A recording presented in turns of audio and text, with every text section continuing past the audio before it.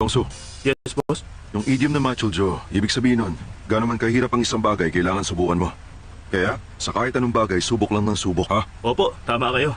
Machuljo.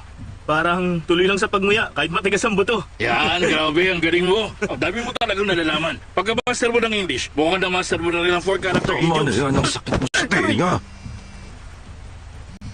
May tumatawag po, boss. Oo. Sige, sasabihin ko. Hintayin mo na. Ihatid mo sa bahay. Boss, yung teacher nyo. Okay na. Tapos lang check-up niya. Wala nang problema. Ang sabi ko sa tao natin, pagkaubos ng dextrose, ihatid siya sa bahay. Wala na naman akong teacher. Boss, total. Nandiyan ang ER. Pagamot ka na kaya? Huwag akong patawa dyan. Tara na, maghihintay ang Big Boss. Ayos, boss. Sige, boss.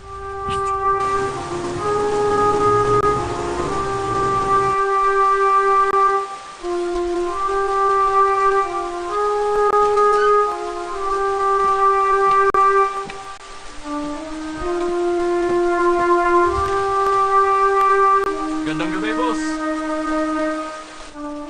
Siguradong sumali na sa Sanggugang o Rotary Gang ang Kuangso na yon.